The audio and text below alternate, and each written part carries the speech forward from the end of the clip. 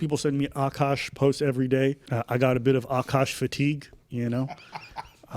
But he decided to get on a stand-up comedy set, and you know, the internet been fine, so people bought tickets to hate on him, and they recorded what he had to say about his wife. And so, talking about again, I don't think these narratives, people calling your wife a gold digger and all these other things, it's a shitty thing. So I'm gonna tell one story that I have never even told her. Honestly, she has no idea of this. Essentially, he's like, it's really shitty for people to call his wife a hoe and a gold digger, which I agree.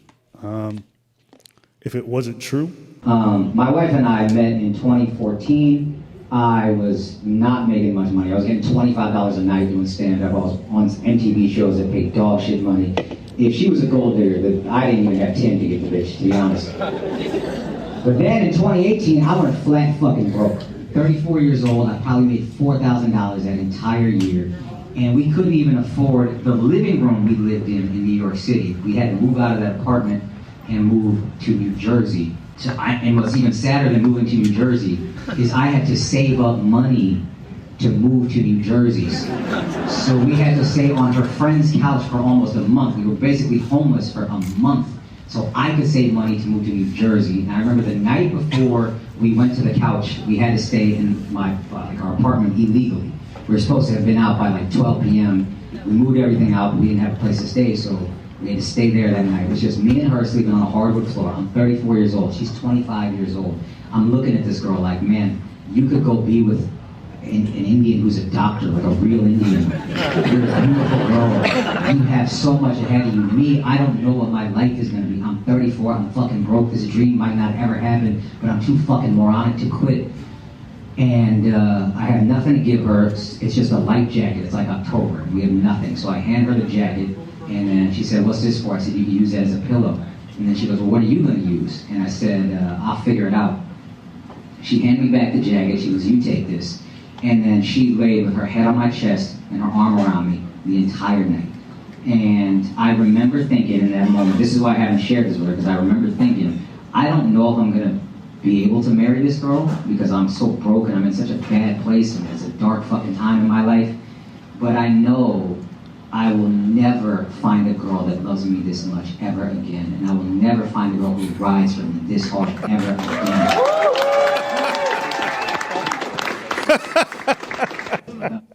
I should have watched this before. I was wondering where this was going. So what? She's like, she's amazing because she used his chest as a pillow instead of a jacket? No, you're missing the point. She stood by him when he was struggling? You're missing the point. Well, tell me. This comedy is supposed to be funny. That was.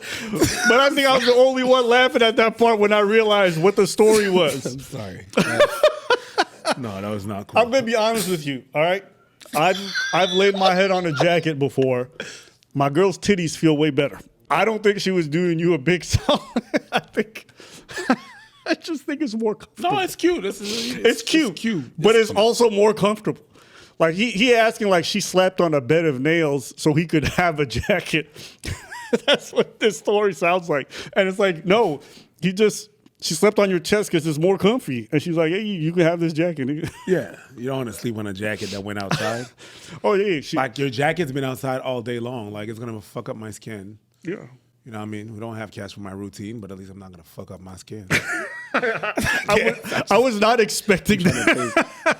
But, you know. No, it's cute. It's a cute story. I think it's a cute story. It's a cute story. I think it's a cute story. Now, and he was trying to prove that she was not a gold digger. I hate that I know too much about this person now because of all the clips that are everywhere. But he had a lot of. Oh, that's and like it's a stand-up set, so half of the stories are not true.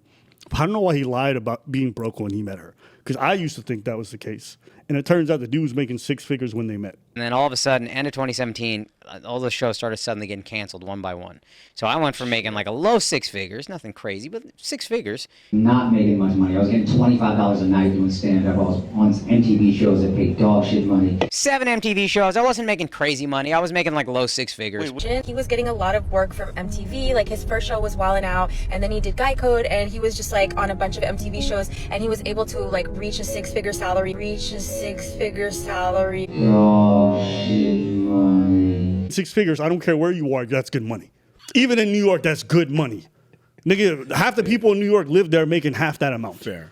She moved into our place, and then all of a sudden, end of 2017, all the shows started suddenly getting canceled one by one. I'm going broke. So 2018, we're doing Flagrant. My wife, financially anxious person, is like, what is going on?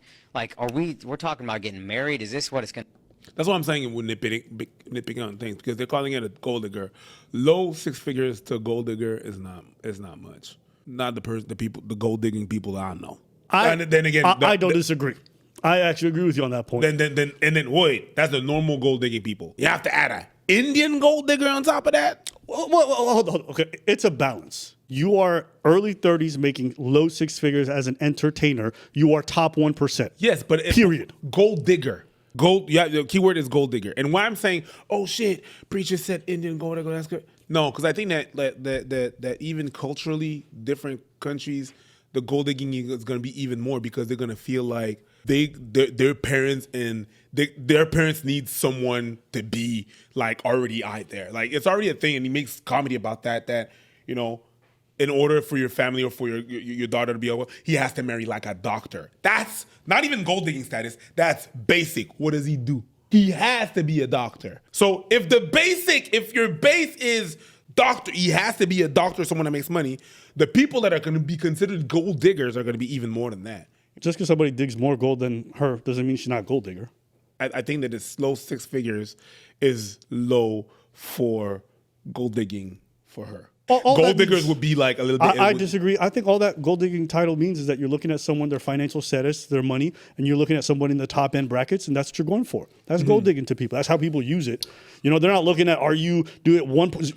He's a top percenter. Now, you could say by Indian standards, whatever, most Indians are not marrying doctors or the equivalent. Yeah, 100%. They can have whatever standard. They marry regular ass niggas. 100%. But so the thing is, what I'm trying to say basically is that started from the bottom. Now she's here. She's didn't start off like as a gold digger or a prime gold digger, but she worked her way up there. Definitely. How did she work her way up? Oh, by both different things. You could work your way up into being a gold digger by going out with someone that is an enabler.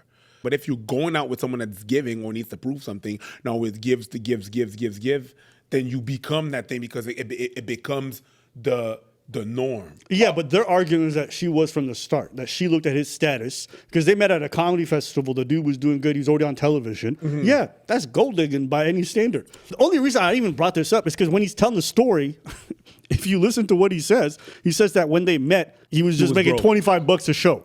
You can choose your truth there. You could be making, six figures and still making shows at $25. Like right now, I am doing comedy shows at $25.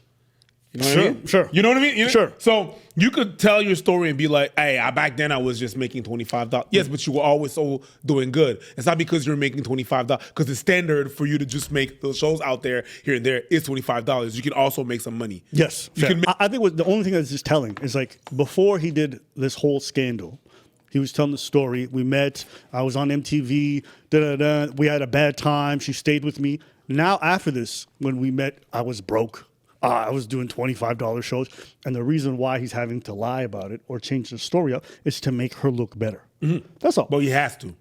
You don't have to do nothing. You're choosing that. You don't have to get up on stage and lie. But you know what I mean by he has to. He doesn't have a gun into his tent. Yeah. Oh, I have to, or they're going to blow my head up. No, that's what I want me by he has to. In order to fit whatever narrative he's trying to go with, he needs to lie. Whenever these like scandals break out, I always tell myself, bro, 95% of this just goes away if you just admit it. They can only use it against you because you're pretending to be something you're not. Own it.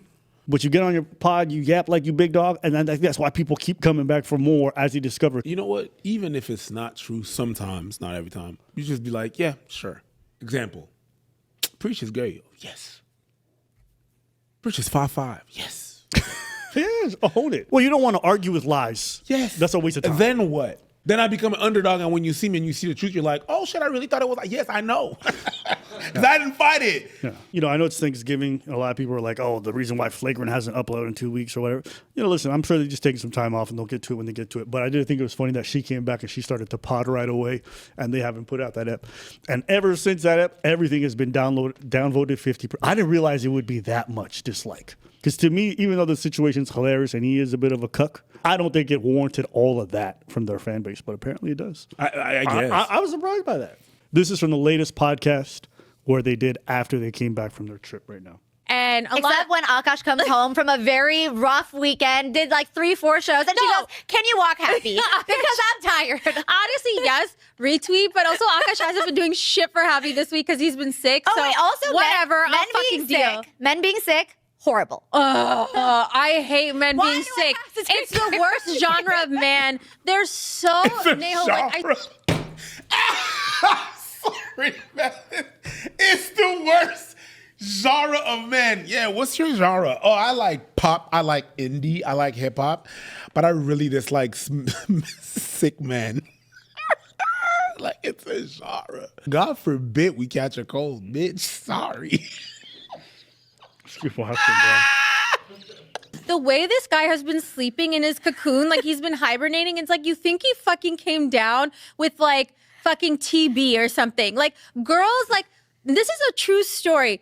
Before I had my gallbladder emergency surgery, I was in so much pain, but I had an interview to do for journalism school for a project. And I was like, well, I should just get the interview done. I did the interview, then went to the emergency room. That's how fucking tough girls are. Guys, it's truly when they're sick. It depends on how you see it. And that same girl, if you have a gallbladder surgery and you're like, let me just do this, and maybe you're stupid. Maybe you're fucking dumb. I know men are tough because Akash tolerates you, and it's been 10 years. Bitch, you couldn't last 2 seconds in his shoes. And you know what? You had to be nice to him one day out of the year, and you were losing it was his your birthday. mind. He cucks for you every day and his birthday. Hey, that's real pain, bitch. You know what? There's sometimes that men are stupid too. Like, we don't get you. It happens to me too. I'm not gonna be like, I'm super tough. No.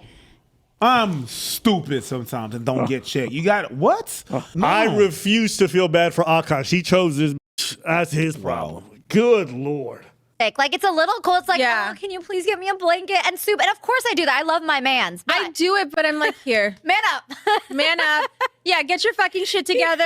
We got to go to Mew Mew on Sunday. Yeah, we have plans, Sundays. She is unsufferable. And that's not even being mean. It's just if you look at that and you're like, okay, that person is unsufferable, dislikable, whatever. And the problem that he has is that, oh, you're the reason she's like that because you're excusing everything she does. And you kind of have no grounds of calling that out. And people don't like that. And in the position where Flagrant Podcast is, where you flame everything, you see behavior like that, and you're not calling that, but you're willing to call everybody and everybody else's relationship, calling everybody like a simp or a cut. He's willing to do that. He's willing to do it. But we found you in that position with that person that is unsufferable, and then you don't say nothing, and you on top when you say something, you excuse it. People are gonna have a problem with that. I don't think the insufferable part is the worst part for me. I think she is like the quintessential problem with what people have with modern feminism, and that she upholds all these ideas. She whines about the patriarchy. She whines about men and how, like, you know, reductive they can be and how mean-spirited and how, like, they can just see women as objects. And then at the same time, she wants to be, like, in her feminine energy, and she wants men to man up, and she wants men to be men and provide for women, but she doesn't want to be traditional. Like, she justifies that Bill Burr bit where, you know, he goes to the fucking buffet and he picks out what he likes. She justifies all that shit. And she don't do the traditional stuff. And she don't put out when he wants. And she don't cook and clean. And she don't do nothing. But she still yaps about the patriarchy. I'm like, bitch, if the patriarchy exists, it's because of people like you. If the patriarchy is going to continue to thrive or it's going to get a resurgence, it's going to be like people like you who are going to be the reason. Because you get on these pods and you justify why a lot of these men would be wary of you. You know, like, a lot of this stuff I see Personally, I think it's goofy to be like, you see, this is why the red pill exists. Like, nigga, you could have self-respect without the red pill, okay? I don't know. Men have existed for thousands of years without the red pill, and you had to run their fucking lives. And people today don't know what the red pill is and have self-respect for themselves in their relationship. So you don't need it. But people have this like fear-based response, and so they see this and they go, "Oh, I was hurt by women too, you know, so I'm gonna be a red." It's fucking retarded. But it doesn't change the fact that her behavior does fuel that stuff.